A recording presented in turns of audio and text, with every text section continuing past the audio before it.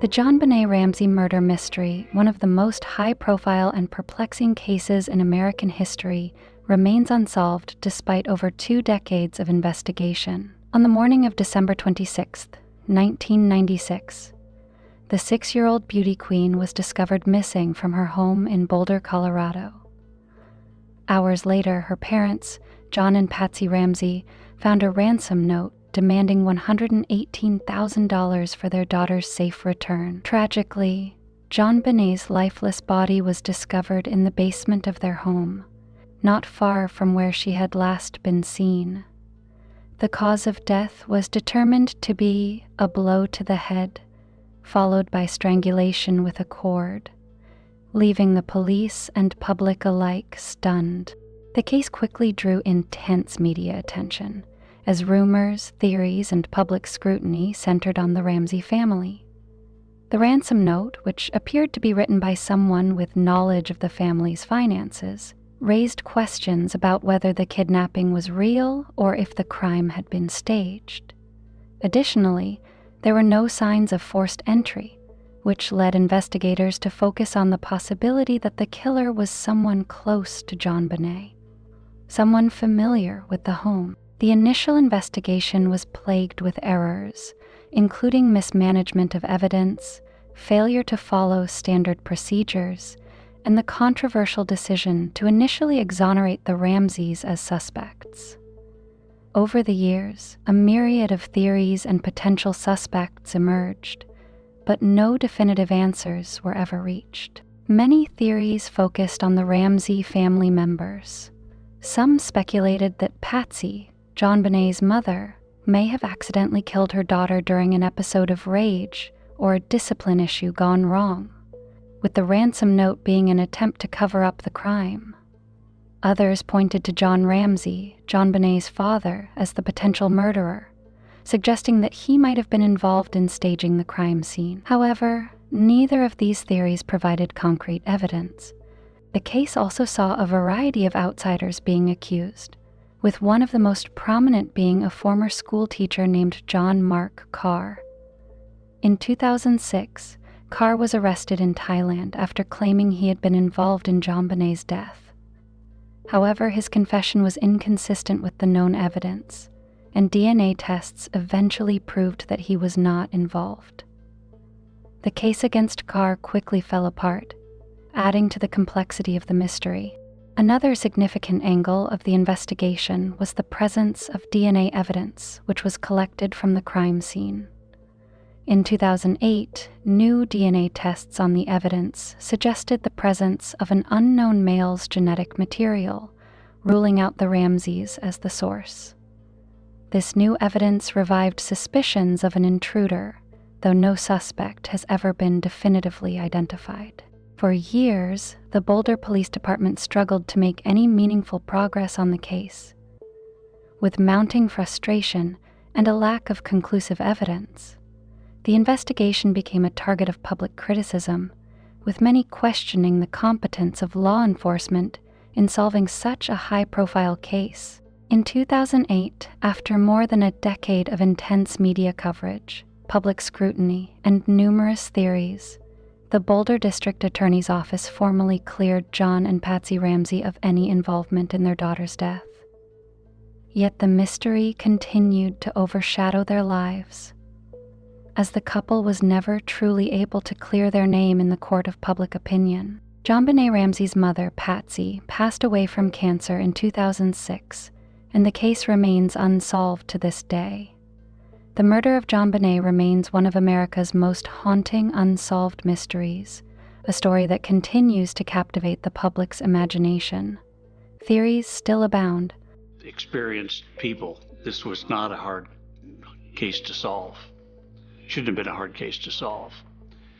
And that's what should have happened.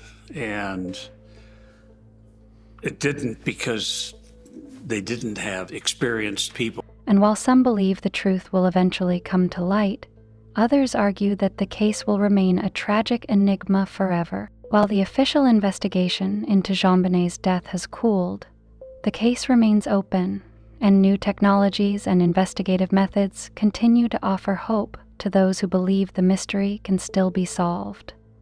However, with each passing year, the likelihood of uncovering new evidence that could definitively close the case becomes more uncertain. In the years since JonBenét's death, her story has left an indelible mark on American culture, with documentaries, books, and media reports continuing to revisit the case, offering new insights and reigniting the debate over who was responsible for the murder.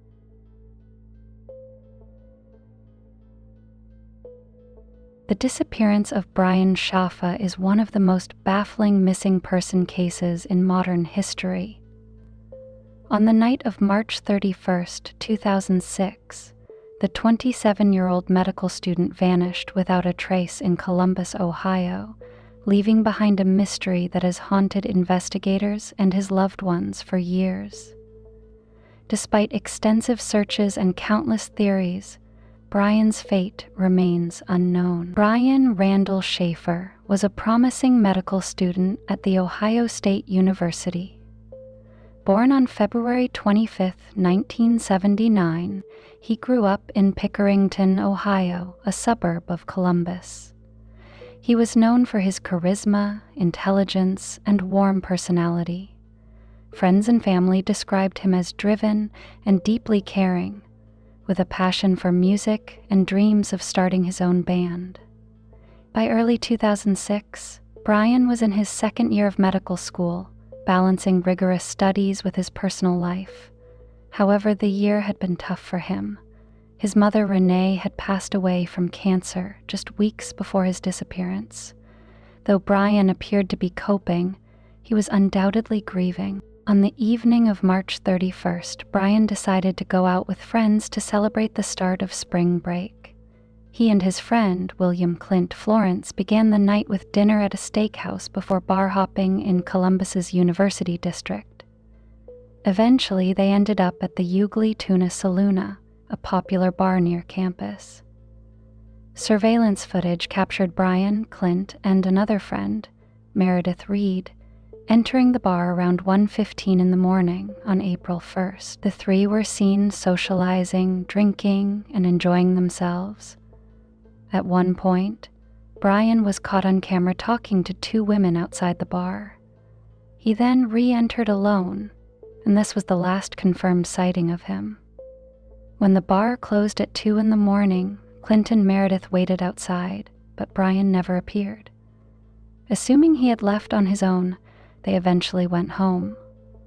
The following day, Brian's girlfriend, Alexis Wagner, became concerned when she couldn't reach him. They had plans to leave for a vacation in Miami on April 3rd, and it was unlike him to ignore calls or texts. By April 2nd, Brian's family and friends reported him missing. The Columbus Police Department launched an investigation, which soon revealed the bizarre nature of his disappearance. The Ugly Tuna Saloona was in a busy entertainment district with numerous surveillance cameras. Police reviewed hours of footage, but found no evidence of Brian leaving. While cameras captured patrons coming and going, he was never seen exiting through any of the main doors. This led investigators to speculate that he either slipped out through an unmonitored back exit or was still inside when the bar closed. The search for Brian was extensive. Police interviewed dozens of people, including Clint, Meredith, and the two women he spoke to outside. No leads emerged. Cadaver dogs searched the bar and surrounding areas, but no trace of Brian was found. Despite repeated efforts, his whereabouts remained a mystery. Many questions remain about Brian Schaefer's disappearance. Investigators acknowledge surveillance blind spots may have allowed him to leave unnoticed. Suspicion lingers over Clint Florence, who refused a polygraph, though he was never named a suspect. Some believe Brian could be alive under a new identity, but no sightings confirm this. His disappearance devastated his family.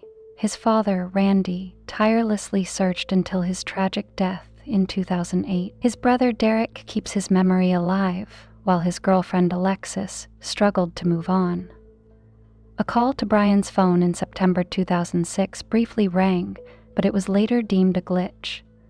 The mystery persists due to limited evidence, surveillance gaps, and divided theories. The case continues to haunt investigators and true crime enthusiasts. Despite years of searching, Brian's fate remains unknown, leaving his loved ones without closure. On the 23rd of March, 2010, the Guevara family returned from a trip to their home in Mexico. That evening, the parents tucked their 2 daughters into bed, unaware that it would be the last time they would see one of them alive. The following morning, the family's nanny, Erica, entered 4-year-old Pet Guevara Farah's room to wake her, only to find the bed empty. She searched frantically, turning everything upside down in the room, but the little girl was nowhere to be found. After exhausting all possible hiding spots, Erica alerted the children's mother, Lizette Farah, who immediately contacted the authorities. The investigation into Pet's disappearance began almost immediately, but the case baffled everyone involved. Su familia Pet had buscó por severe todo el physical departamento y el disabilities, edificio, which meant pero Farah she nunca could not have apareció. left the room on her own. No However, hubo there was señales no que sign dieran of a indicios de un break-in robo or o un any secuestro. indication Las that chapas de an las intruder puertas had estaban taken her. intactas, así como las It was ventanas y as if todos she los had accesos a la vanished into residencia. thin air. Desperate to find their daughter, the family sought public assistance. The Attorney General's office quickly put together missing person posters, explaining Pet's situation, and plastered them all over the region. Meanwhile, Lizette's sister Arlette posted pictures of Pet on social media, and these posts quickly went viral, turning the disappearance into a national headline. Lizette later appeared on television, pleading with whoever might have taken Pet to return her. She promised that the family would not press charges if the abductors left Pet in a public place, such as a shopping center where she could be safely found. Unfortunately, none of these efforts led to any breakthroughs. That is, until 9 days later, on the 31st of March, when the unthinkable happened. Pet's lifeless body was discovered back where it all began, her own bedroom. She was found wedged between the mattress and the foot of the bed. On the surface, this should have marked the end of the case. However, the circumstances surrounding her disappearance and sudden reappearance raised too many questions to ignore. How could an entire search operation involving professionals and highly trained dogs have missed a body in such an obvious place? More disturbingly, how did no one in the household notice the smell of decomposition? As one commenter on YouTube pointed out, "I found a body once. It was in a basement apartment, and we went to check on her due to a smell complaint. Flies were everywhere, and the smell was thick. It stuck to everything. She had been dead for 3 days in a hot and humid summer. There is no way that Pet was in that room for 9 days, and no one noticed. The smell of death gets everywhere." Had the room been sealed off immediately after Pet's disappearance, investigators might have chalked this up to incompetence. However, that was not the case. Over the 9 days, multiple people entered the room, including guests who even slept in the same bed where Pet was eventually found. Lizette herself gave an interview while sitting on the bed, completely unaware that her daughter's body was supposedly right beneath her. The only logical explanation for this oversight is that Pet's body was not in the room during the initial searches. Instead, it was placed there later, possibly by someone within the household. According to the official coroner's report, Pet had climbed onto the bed on her own and accidentally fallen headfirst into the gap between the mattress and the bed frame, where she asphyxiated before the nanny found her missing in the morning. However, overwhelming evidence contradicts this claim. From everything documented about this case, it strongly suggests a cover-up by authorities. It is possible that one or both parents were involved in Pet's death and orchestrated an elaborate scheme to divert suspicion. The excessive media coverage might have even been part of the plan, a way to manipulate public perception while hiding the truth. For this to succeed, Someone high up in the justice system would have had to be complicit. Of course, all of this is merely speculation. No concrete evidence has ever surfaced to definitively prove that Pet's parents were involved in foul play. Without direct proof, we may never truly know what happened to Pet that night. Unless someone with inside knowledge decides to come forward, the truth will remain buried. But after 14 years, that possibility seems increasingly unlikely. Now, if the parents were responsible for this tragedy, they would not be the first to get away with such a crime, because something eerily similar happened in another infamous case. William Moult, a 40-year-old mortgage broker, mysteriously vanished on the evening of November 7, 1997, after a night out in Lantana, Florida. That evening, he had been at a nightclub, enjoying a quiet night before he called his girlfriend to let her know that he would be heading home soon. However, he never made it back, and what followed was a decades-long mystery that left his family with painful uncertainty. Despite extensive investigations, there were no significant leads, no evidence, and no witnesses who could explain his disappearance. His case eventually went cold, fading from public memory. For more than 2 decades, his fate remained unknown, until an unexpected discovery on Google Maps in the year 2019 brought long-awaited answers. On the night of his disappearance, William Moult left the nightclub alone at approximately 11 o'clock. Witnesses later reported that he did not appear intoxicated and seemed fully capable of driving himself home. He was last seen getting into his white 1994 Saturn SL, pulling out of the parking lot and heading toward his home. When he never arrived, his girlfriend became increasingly worried and reported him missing. Authorities launched an investigation, focusing on the roads he was likely to take. They searched tirelessly, following potential routes, looking for signs of an accident, and interviewing people who might have seen something. However, no significant evidence emerged. There was no indication of foul play, no suspicious activity, and no sign of his car or his whereabouts. It was as if he had vanished into thin air. As time passed, the case grew colder. Without any clues to work with, law enforcement had little choice but to move on. His name was added to the long list of missing persons, but without new developments, his story was largely forgotten. His loved ones, however, continued to hold on to hope, desperate for answers but receiving none. For 22 years, the question remained: what had happened to William Moult on that fateful night? In an astonishing turn of events, a breakthrough came in the year 2019 from an entirely unexpected source. A Google Earth user was casually browsing satellite images of Wellington, Florida, when they noticed something peculiar in a retention pond behind a residential neighborhood. Upon closer inspection, the user saw what appeared to be the outline of a submerged vehicle beneath the murky water. What was even more shocking was that the vehicle had seemingly gone unnoticed for years, despite its presence being visible in satellite imagery. Curious about the strange sighting, the individual decided to take action. They shared their findings with a local resident who, intrigued by the discovery, used a drone to get a closer look. The aerial footage confirmed their suspicions. There was indeed a car submerged in the pond. Realizing the significance of this find, the resident promptly contacted law enforcement. When authorities arrived at the scene, they wasted no time launching an investigation. Using specialized equipment, they retrieved the vehicle from the water. As it was pulled onto dry land, officers were met with a chilling sight: skeletal remains inside the car. Forensic specialists were called in to examine the bones and confirm their identity.